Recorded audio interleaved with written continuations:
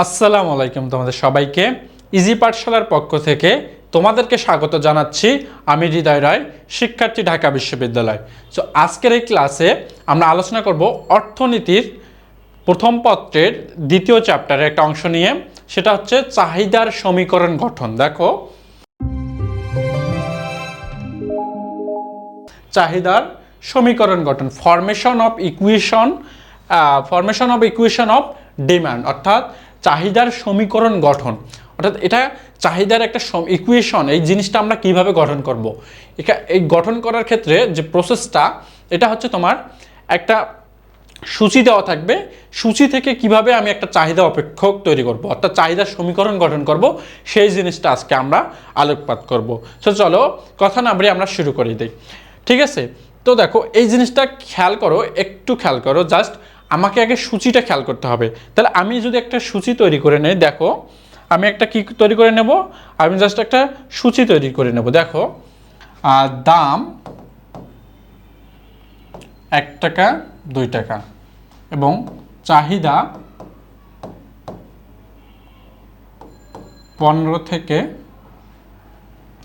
চাহিদা 1 টাকা থেকে 2 টাকা এবং দাম হচ্ছে 1 টাকা থেকে 2 টাকা এবং চাহিদা 15 থেকে 10 ধরো। তাহলে এটা হচ্ছে টাকা, এটা হচ্ছে কি ভাইয়া, টাকা, এবং এটা হচ্ছে একক। তাহলে 15 থেকে 10 একক। তাহলে জিনিসটা একটু খেয়াল করো, যখন দাম বৃদ্ধি পায়, চাহিদা বৃদ্ধির নিয়ম অনুসারে আমরা জানি কোনো দ্রব্যের বা কোনো সেবার দাম বৃদ্ধি পাওয়ার সাথে চাহিদা কমে যায়।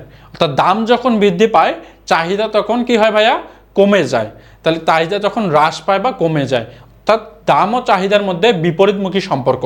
একটা যদি ঊর্ধ্বগামী হয়, আরেকটা হবে নিম্নগামী। অর্থাৎ দাম যদি ঊর্ধ্বগামী হয়, চাহিদা হবে নিম্নগামী, এবং ঠিক অপোজিটটা, দাম বাড়লে চাহিদা কমবে এবং দাম কমলে চাহিদা বাড়বে, এই জিনিসটা। এখন দেখো, আমাদের এখন কাজ হচ্ছে এই সূচি থেকে কিভাবে চাহিদার সমীকরণ গঠন করা যাবে, সূচি থেকে কিভাবে চাহিদার সমীকরণ গঠন করব, তাই তো।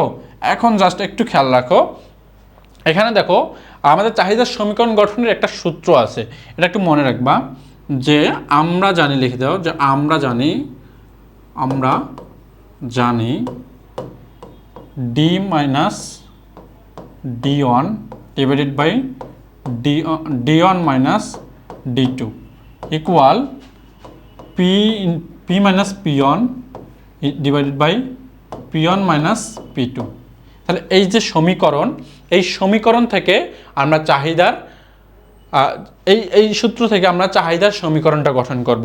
তো এটা নিয়ম হচ্ছে, দেখো তাহলে আমার এখানে কোন কোন তথ্যের মান দেওয়া আছে, দেখো কি কি তথ্যগুলো আমি এখানে পেতে পারি এই সূচি থেকে। তাহলে সূচি থেকে আমি যে তথ্যগুলো পেতে পারি সেটা হচ্ছে, দেখো একটু যদি আমি এদিকে লিখি, তাহলে দেখো আমি P1 পাই, তাই না।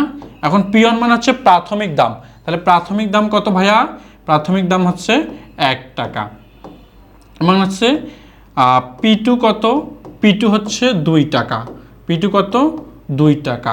এবার দেখো, এবার একটা জিনিস খেয়াল করো, তাহলে আমি P1 পেলাম, P2 পেলাম। এরপরে আমার কাজ হচ্ছে কি, এরপরে কাজ হচ্ছে, দেখো এরপরে হচ্ছে কিউ না ডি, কিউ না, আমি হচ্ছে ডি লিখি, কিউ না লিখে আমি হচ্ছে ডি লিখবো, ঠিক আছে। তাহলে দেখো আমি যদি লিখি D1 ইকুয়াল, তাহলে D1 ইকুয়াল হচ্ছে 15 একক, 15 একক, D1 ইকুয়াল 15 এবং D2 কত ভাইয়া, 10 একক, D2 কত, 10 একক। এখন দেখো আমি আমার তত্ত্বগুলো সব পেয়ে গেছি, কিন্তু এখন এই তত্ত্বগুলো জাস্ট এই সমীকরণে বসালে আমি সুন্দর করে জাস্ট সমীকরণটা পেয়ে যাই, ঠিক আছে। এখন দেখো, তাহলে এখন আমার কাজ কি ভাইয়া, এখন কাজ হচ্ছে আচ্ছা, ডি এর জায়গায় ডি থাকলো এবং D1 এর জায়গায় আমি D1 এর মান বসাবো। তাহলে D1 এর মান কত ভাইয়া, 15। তাহলে D1 এর মান হচ্ছে 15 ভাগ D1 মাইনাস D2, অর্থাৎ 15 মাইনাস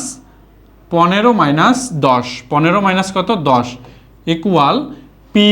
দেখো পি এর জায়গায় থাকবে এবং P1 এর মান কত, এই দেখো P1 এর মান হচ্ছে 1। তাহলে 1 divided by P1 minus P2, তাহলে P1 হচ্ছে 1 মাইনাস 2, 1 মাইনাস 2, ঠিক আছে, 1 মাইনাস 2। এখন আমরা দেখো, এখন আমরা কি করতে পারি, এখন আমরা যেটা করব সেটা হচ্ছে দেখো আমরা একটু ক্যালকুলেশন করব। তাহলে দেখো D মাইনাস 15 ভাগ, এখানে দেখো ক্যালকুলেশন করলে আমরা 5 পেয়ে থাকি, ইকুয়াল এখানে P মাইনাস 1 ভাগ মাইনাস 1, মাইনাস 1, মাইনাস 1। এখন এই জায়গা থেকে আমরা আর গুণ করে দিতে পারি। কি পারি ভাইয়া? আর গুণ, দেখো আর গুণ, আর গুণ করে দেই। তাহলে আমরা একটু আর গুণ করে দেই, দেখো আর গুণ করে দেই।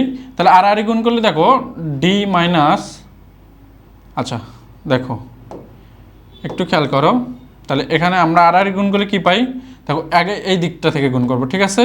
তাহলে হচ্ছে 5p, দেখো 5p মাইনাস 5 ইকুয়াল এই মাইনাস 1 এদিকে ডি, তাহলে minus D plus 15, minus D plus 15। তাহলে দেখো এবার কাজ হচ্ছে আমি ডি হচ্ছে এইদিকে নিয়ে আসবো, তাহলে ডি এদিকে নিয়ে আসলে আমার হচ্ছে প্লাস ডি হয়ে যাবে, এবং এই বাকি সব ওইদিকে নিয়ে যাব, বাকি সব এদিকে নিয়ে যাব। তাহলে হচ্ছে দেখো আমার কি হয়ে যাচ্ছে, তাহলে হচ্ছে তোমার ওইদিকে মাইনাস 15 হয়ে যাচ্ছে, এবং এটা দেখো মাইনাস 5p, তাহলে দেখো এই যে প্লাস 5p ওইদিকে গেলে কী হবে, মাইনাস 5p, এবং মাইনাস 5টা হয়ে যাবে প্লাস 5, আর এদিকে এই যে প্লাস 15 হচ্ছে তোমার, প্লাস 15 হচ্ছে ওই দিকেই থাকবে, ঠিক আছে। তাহলে ওই দিকেই থাকলে হচ্ছে তোমার প্লাস 15 হয়ে যাচ্ছে। তাহলে এবার দেখো মাইনাস ডি ইকুয়াল, দেখো D equal minus 5p plus 20। তাহলে এই জিনিসটাতে একটু খেয়াল করো ভাইয়া, আরেকটু কাজ আছে, একটু কাজ আছে, দেখো বা ডি ইকুয়াল লিখতে পারি, ডি ইকুয়াল লিখতে পারি মাইনাস 20, আচ্ছা দেখো মাইনাস 20, মাইনাস 20, আচ্ছা এটা না, একটু খেয়াল করো, দেখো একটু দেখো, তাহলে এটা সমান আমরা লিখতে পারি 20 মাইনাস 5p। আচ্ছা দেখো এই যে দেখো এটুকু লিখলে হবে, দেখো 20 মাইনাস 5p। তাহলে আমরা কিন্তু অলরেডি আমাদের ইকুয়েশন পেয়ে গেছি, অর্থাৎ চাহিদার যে সমীকরণ সেই সমীকরণটা আমরা পেয়ে গেছি। তাহলে চাহিদার সমীকরণ হচ্ছে D equal 20 minus 5p, D equal 20 minus 5p হচ্ছে আমার চাহিদার সমীকরণ, চাহিদার সমীকরণ। তাহলে আমরা অলরেডি চাহিদার সমীকরণ গঠন করতে পেরেছি। তাহলে এই যে ডি হচ্ছে আমার চাহিদা, এবং এখানে পি হচ্ছে স্বাধীন চলক, পি হচ্ছে স্বাধীন চলক। এই স্বাধীন চলকের মানের উপর ডিপেন্ড করবে এই যে অধীন চলক, ডি হচ্ছে অধীন চলক। তাহলে আমরা যদি এটাকে অপেক্ষক হিসাবে চিন্তা করি, তাহলে অপেক্ষকের সংজ্ঞা হচ্ছে দুই বা ততোধিক চলকের মধ্যে নির্ভরশীলতার সম্পর্ক গাণিতিক উপায়ে প্রকাশ করাকে অপেক্ষক বলে। তাহলে এই যে দেখো ডি একটি চলক, পি একটি চলক, তাহলে এই দুটি চলকের মধ্যে একটা সম্পর্ক আছে না? কি সম্পর্ক ভাইয়া? আমি পি এর মানের জন্য ডি এর মান পেয়ে থাকি, অর্থাৎ পি এর মানের উপর নির্ভর করে কে? ডি এর মান। তাহলে এই যে তাদের মধ্যে একটা নির্ভরশীলতার সম্পর্ক গাণিতিক উপায় অর্থাৎ সমান চিহ্ন দিয়ে দুই দিকে প্রকাশ করছি। তাহলে এই যে গাণিতিক সম্পর্কটা, এইটাকেই বলা হয় অপেক্ষক। এখন এটা কিসের অপেক্ষক ভাইয়া? এটা হচ্ছে চাহিদার অপেক্ষক, এটা হচ্ছে চাহিদার অপেক্ষক। তাহলে দেখো, তাহলে এই জিনিসটা প্রশ্ন আসতে পারে, অর্থাৎ তোমাকে একটা সূচি দিয়ে দেবে, উদ্দীপকে একটা সূচি থাকলো, এই সূচি থেকে তোমাকে বলতে পারে যে তুমি এখান থেকে চাহিদার সমীকরণ গঠন করো। তখন ভাইয়া প্রসেসটা হচ্ছে তোমার এই নিয়মে। তাহলে সূত্র কি? D minus D one divided by D one minus D two equal P minus P one divided by P one minus P two. তাহলে এই সমীকরণ দিয়ে আমি সুন্দর করে আমার চাহিদার সমীকরণ গঠন করতে পারি। সো হোপফুলি তোমরা বুঝতে পারছো পুরো বিষয়টা। আশা করি নেক্সট টাইমে যদি এরকম প্রশ্ন আসে বোর্ড পরীক্ষায় অথবা যে কোনো পরীক্ষায়, তোমরা এটা সম্পূর্ণভাবে লিখে দিয়ে আসতে পারবা। সো আজকের ক্লাস এখানেই শেষ করছি। ভালো থাকবে সবাই। আসসালামু আলাইকুম।